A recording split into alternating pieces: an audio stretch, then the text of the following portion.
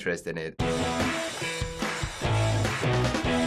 Okay, so before we start talking about these artists, the K-pop fandom seems to be very split about K-pop react videos, even though FBE's been making them for almost 5 years. Many think YouTubers only do it for views and that non-fans watching just say uninformed things. And when big channels cover K-pop, it brings K-pop 2 into the mainstream. So what do you think about that criticism? Like I said in the last K-pop video, their fan base is really intense. From a fan perspective, maybe you don't want them to be all like, just everyone knows about them, and you're not the only one that knows about them. People who do react videos to things, the reason isn't necessarily to be mainstream and jump on the bandwagon. It's to show like people's reaction to things if they may not even know these bands. People are gonna say uninformed things on everything, and you just kind of gotta live with it and just, you know, let the press happen, because the more attention you get, the better it's gonna go. On the flip side, others have said they became big K-pop fans because of our shows or other channels' videos, and say it helps make these bands more popular to get global audiences.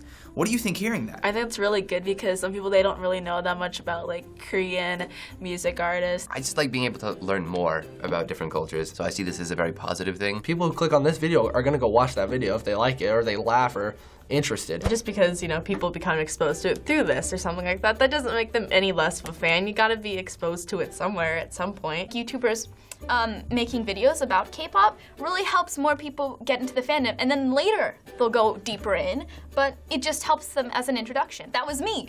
I think I saw Big Bang on like the first YouTubers react. Okay, so let's talk about the bands. The first video we showed you was for the song Blood, Sweat, and Tears by the group BTS. Okay, I figured the title had something to do with blood, sweat, and tears. Their fans really have been requesting for us to show you this, as the video broke records for the most views in 24 hours by a K-pop group, and most sales in a week for a K-pop album, and the highest ranking album on the Billboard Top 200. Holy crap, that's really impressive. That just kind of blows everything out of the water. They have so many views right now. I'm so proud of them. The band also wrote and co-produced their latest album, as well as dove into many social issues. Well, I wasn't the biggest fan of the song, but I do highly respect the fact that they wrote their own music and produced it. I feel like a lot of people don't do that in like working in the pop music industry. What do you think about how they are as big, if not bigger, than groups you know here in America? Oh, I think that's fantastic. The talent and like the quality of everything is just so good that like everyone in the entire world likes it, and that's super impressive. It just shows that it doesn't really matter anymore where you come from. You can still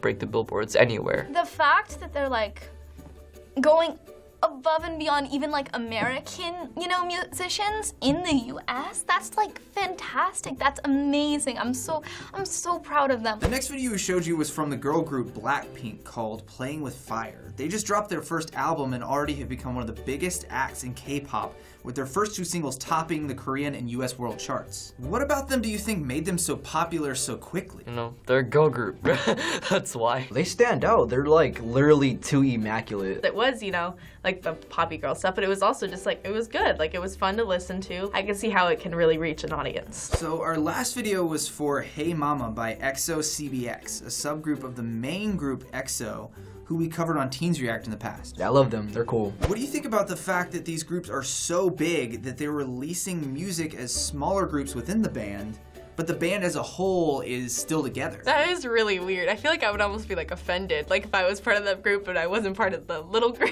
I think it's nice because that way, like, if individual members have like different preferences and they have like different tastes, they can express them more. It may have a mixture to do with like business saying that, hey, what if we notice that there's a small following for these guys, and if we break them off and give them their own music, they'll become more popular, and we'll make more money. In America, you never hear that. It's either like One Direction or One Direction breaking up. There's never been like a giant group as big as them who like just go into like little subgroups. After seeing and talking about K-pop, is this a genre you could find yourself not just listening to, but wanting to understand more? I would enjoy understanding them, but I'm not necessarily sure I want to join like a fandom. I don't know if I would like watch it religiously, but I think, you know, I would check it out to see what it's about. Personally, I don't like K-pop. It's not my style of music. I don't have anything against it. It's something that I could listen to, but I don't think I would like listen to it a lot. I'm definitely an ARMY hands down. I like Twice. I like Red Velvet. I loved Russian Roulette. That was such a good song. I like EXO still, and I like BTS, obviously. I feel like I'm gonna end up joining one of the really big fan bases and becoming a total fangirl. K-pop just seems like such an interesting fandom to be a part of. Knowing that, I don't know, people like from like across the world can communicate with each other because of these like bands. It's super